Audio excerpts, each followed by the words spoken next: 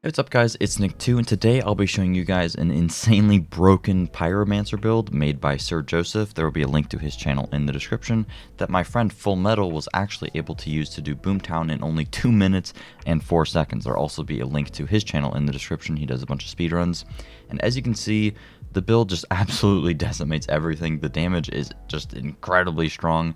The build is a ton of fun to use as well, so I'm really excited to show you guys this. If you enjoy the video, please make sure to drop a like, as that helps me out a ton. And at the end of the video, I'll be including a Chem Plant that I ran with the build, and I'll also have the footage of FullMetal doing the Boomtown in only 2 minutes. So if you want to see that, just head to the end of the video. Before I get into the video, I want to give a big thanks to today's sponsor, which helps me continue to create content for a living, and that sponsor is Mech Arena. Mech Arena is an incredibly fun 5v5 mech shooter with tons of unique mechs, a huge amount of different weapons, skins, a massive variety of maps and game modes.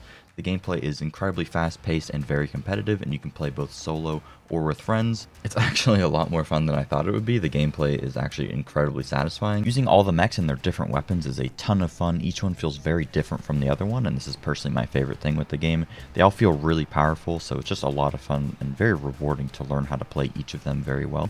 And Mech Arena actually just launched a massive event running until December 15th to raise $100,000 for charity by destroying 1 billion mechs in-game. As the community as a whole reaches different milestones, Mech Arena donates more money to charity and then will hand out prizes to players at the same time. These prizes range from in-game loot to a whole box of limited edition Mech Arena merch shipped right to you. But not only that, 10 lucky players will actually be able to play in the grand finale, which is the Mech Arena Championship on December 16th, for a chance to pilot a mech in real life. Sound like fun? Want to support a charity or maybe pilot a huge mech in real life?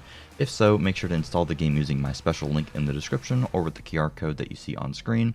It's completely free on both Android and iOS, and if you use my link in the description, you'll get 50,000 credits, 3 gold crates, and an exclusive Mechs Are Here event skin just for taking part. And in order to win the big prizes like the merch box, you'll need to register for the event, which is super easy. Just once you're in game, make sure to hit the Mechs Are Here button in your hangar and sign up, and that's it. So make sure to hop in game for a really fun gameplay experience and to also support charity. Once you're in game, feel free to add me and we can play some games together. And thanks a ton to Mech Arena for sponsoring this video. Alright, real quick before we actually hop into the build, I have a couple of disclaimers to give you guys just because I want to be fully transparent with everything. So one, this build is still perfectly fine and good in group play, but it is not the best Pyromancer build for group play. If you consistently play with friends, I would highly recommend checking out my other Anomaly Power Pyromancer build, which is going to be a bit better in groups as it's going to provide debuffing capabilities. While this build does provide some of that and you'll still do good damage with it, it's just not going to be as good in a group scenario as the other build would. But this build will still be good for that, if that's what you're looking for as well. The second thing is that this is particularly hard to set up. The other setup is a little bit easier because you're using legendary pieces. The ideal way to set this up is with no legendaries, pretty much all purples, or you could use like 1 legendary, meaning that may sound a little bit easier, but you actually need like the perfectly rolled purples, whereas getting the Akari pieces is a little bit easy with the other setup. So this is a little bit hard to set up, and as a result, my version of it isn't perfectly set up. So I'll be talking about the perfect ways to set it up and all the mods that you want to make sure that you have that I don't have, so definitely make sure to pay attention when I'm talking about the mods, etc. The third thing is that this doesn't have great survivability. There are ways to get good survivability in it. It kind of pairs with it being hard to set up, is that if you don't have the perfect setup, you're not going to really be able to do maps incredibly fast. You'll be able to do it pretty fast if you're missing a couple mods, but it's just not going to clear things as perfectly without all of the mods. And if you don't have it perfectly set up, it'll be very difficult to fit in those survivability mods without having a huge loss in damage, pretty much. So as such, unless you have absolutely perfect gear, which may take a bit to get, your survivability is going to suffer, or alternatively, you'll get some survivability stuff and then your damage is going to suffer a little bit. The fourth thing is that this is a little bit difficult to play. I'll be showing you guys a little gameplay segment at the end of the video, kind of talking about how to play it properly. It's a little bit difficult. I mean, once you get used to it, the muscle memory is pretty easy and it all makes a little bit of sense. But initially, it's a little bit harder to play than the other things because you have to time and use things properly. All right, let's get into it. So first off, we're using volcanic rounds. This is probably weird. You're not really using this particularly because, you know, shooting bullets with volcanic rounds is going to do a lot of damage. You're pretty much only using volcanic rounds because of reload boost, and that is the reason that you guys see this build now for the first time, is because reload boost didn't previously do what it does now, where it gives you 50% extra anomaly damage anytime that volcanic rounds ends. That is the whole reason that we're using volcanic rounds. This pretty much enables you to not have to use Akari with Heatwave anymore in order to get enough anomaly power and do enough damage to be able to kill things very quickly. We now substitute Heatwave with volcanic rounds, gaining that extra anomaly damage, meaning that we just have way more damage capability and we're actually able to clear maps very fast as a result of that, buffing all of our damage in total. And then we have Overheat and Ash Blast, similar to the other setup, just using Master Consumer with Overheat to consume the Ash Blast, do a whole bunch of damage there. And then we also have some other mods to make these give us a lot more damage as well. In terms of the class tree, it's pretty basic. It's just top tree stuff to give you some extra anomaly power, extra damage to enemies that are Ash, inflict vulnerability on enemies that are Ash. There isn't really many different ways to set this up, so I wouldn't really recommend swapping a lot of stuff around. How you see it is pretty much what is ideal. First off, let's talk about weapons. So the ideal weapon setup is using a Funeral Pyre with Shadow Comet and Claymore Torrent.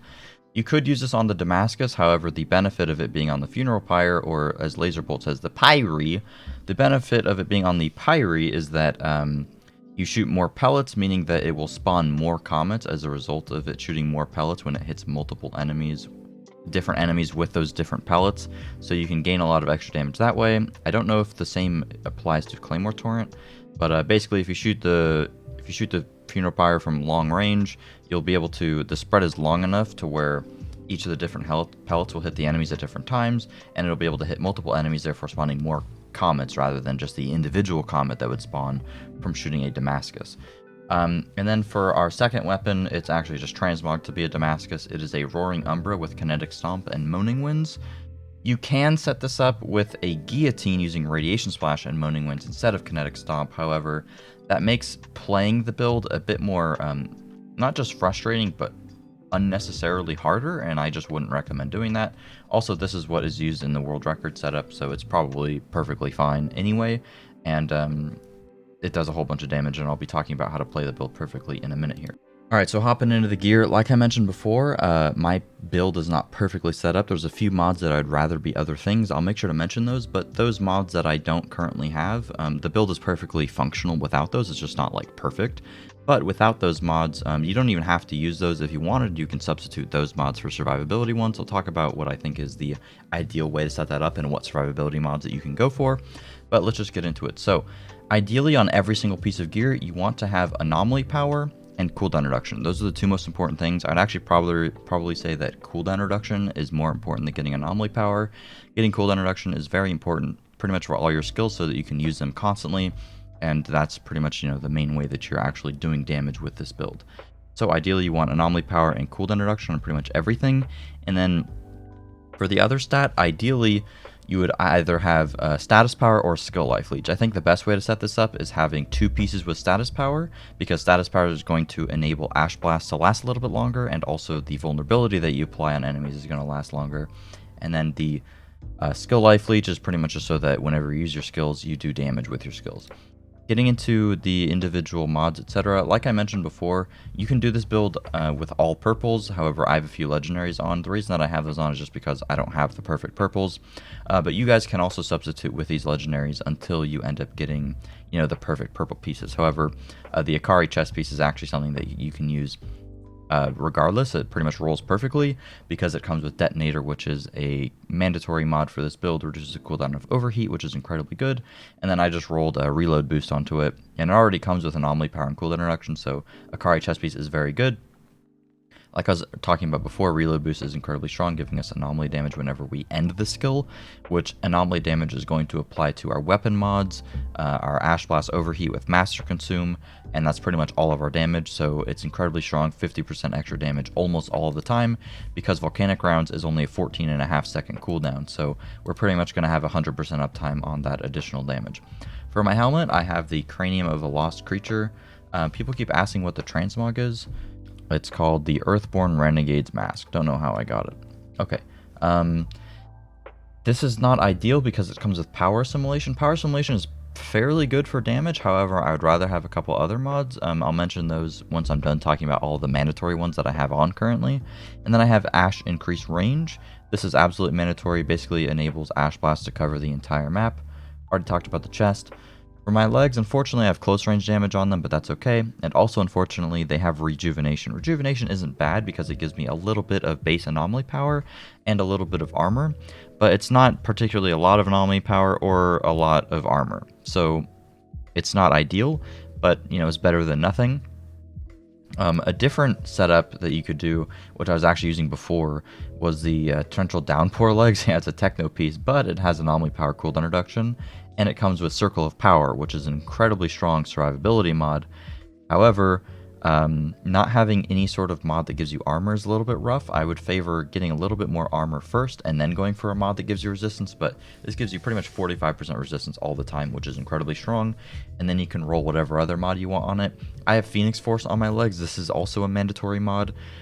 You could probably use the build without this, however, this is going to give you a lot of extra damage anytime you use Overheat, when it consumes a status, which is going to happen all the time whenever you Ash Blast an enemy.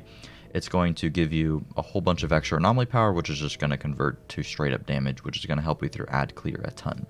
And then on my gloves, I have, anomaly power, cooldown reduction, status power, and I have Pants on Fire. Pants on Fire is a terrible mod. Do not put on Pants on Fire. If it was up to me, that would be Captain Hunter instead. I'll talk about the other mods. Death Sentence is an absolutely very strong mod. Without this mod, this build isn't going to be very good.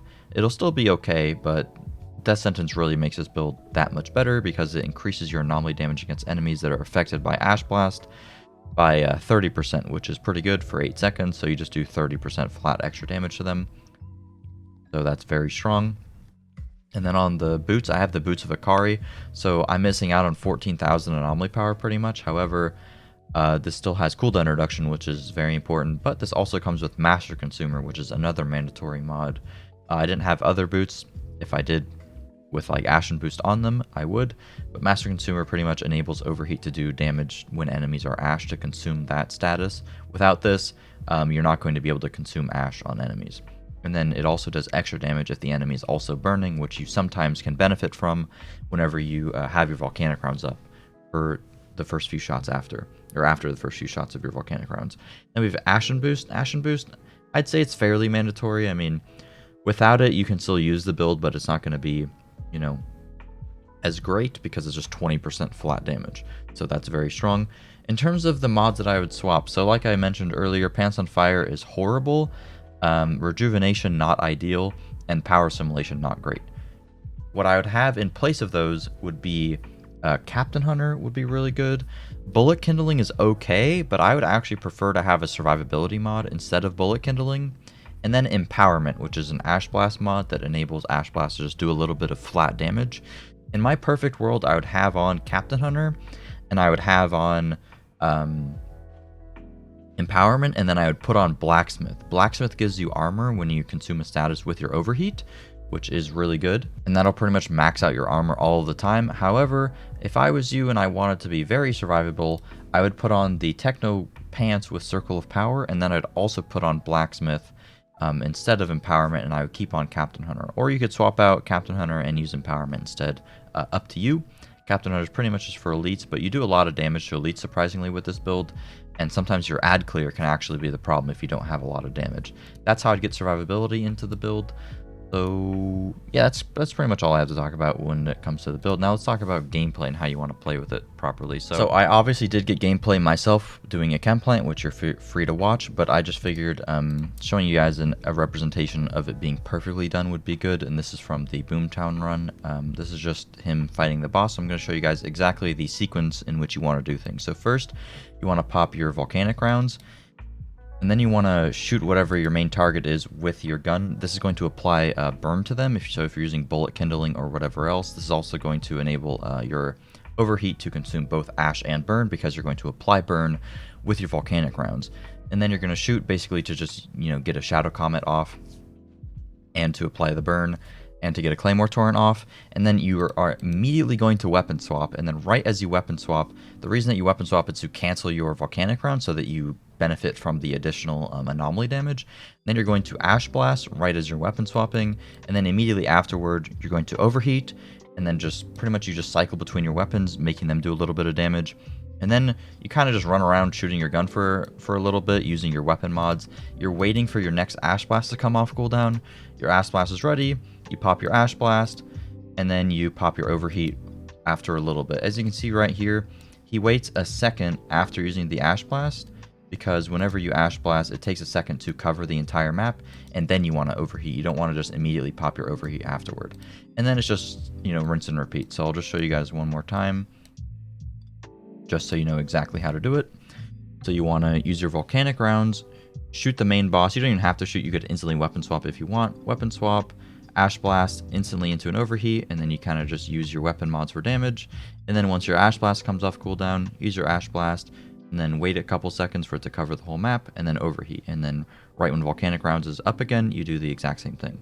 And that's how you play. This is just top tree shenanigans with Ash Blast and stuff.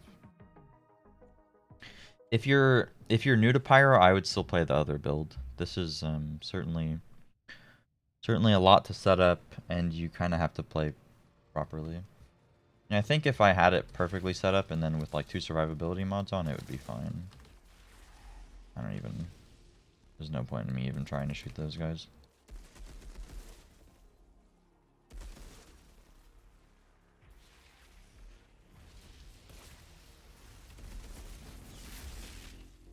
I don't even know why I melee, honestly, just actually out of habit.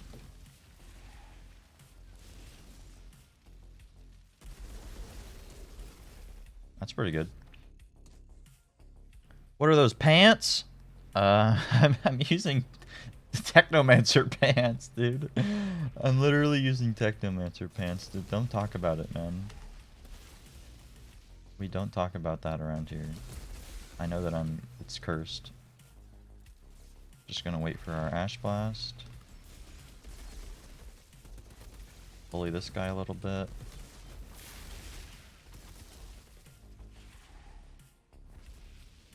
Those guys took no damage. Why those guys take no damage? Any comments?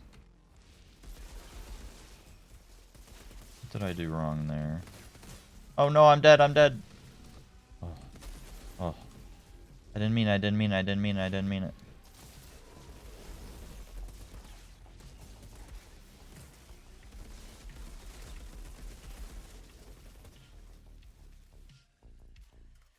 Alright, we're good. We're good. Very scary gameplay, for sure.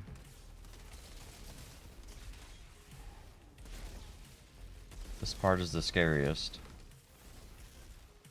100%.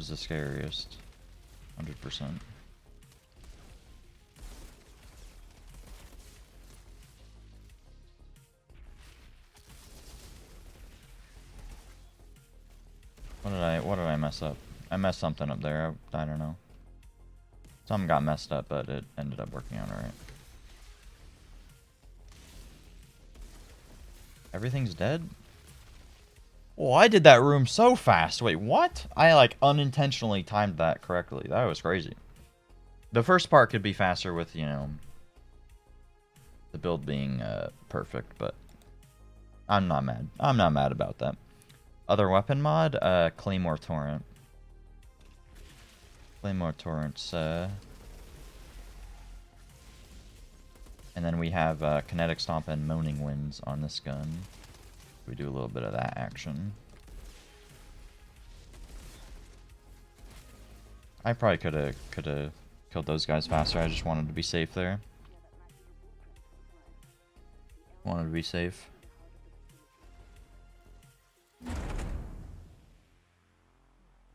This part's a little weird. The one time that I did this, I didn't do well, but maybe I just need to be smarter. That's okay. Ow. That's okay.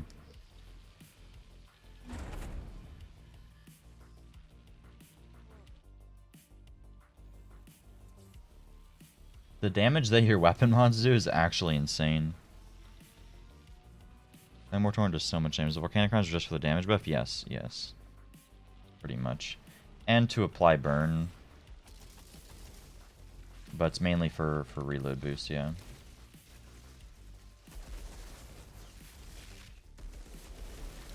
But yeah, that extra anomaly damage is what makes my Claymore Claymore Torrent and Shadow Comet just absolutely pump. I mean, they already do a lot of damage, but it just complements it a lot.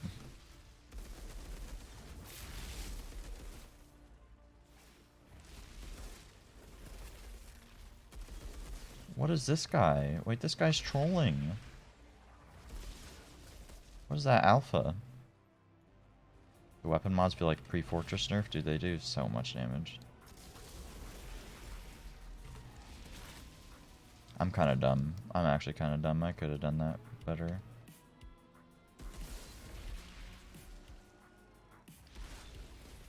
That's okay. That's good enough, right?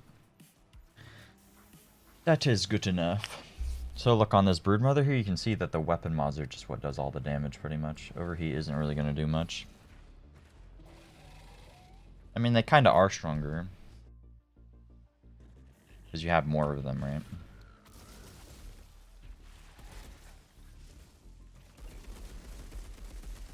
I feel like the Broodmother almost gets owned that quickly. Just from the weapon mods and the swapping. Probably die to this Moaning Winds. Yeah.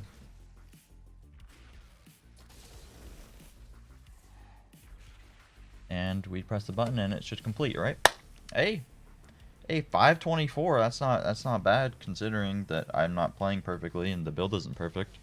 That's pretty decent. That's pretty decent. I'm happy with that. Guess it will be Slayar. Alright, damage. So overheat is the most, of course, because it's ad clearing everything. But then Claymore Torrent, Moaning Winds, Shadow Comet. Kinetic Stomp, I'm probably not playing perfectly with. You could probably play without Kinetic Stomp, but then it's a little bit harder to play perfectly with the weapon swapping. But yeah. I mean, you add all the weapon mods up and they do as much as overheat pretty much.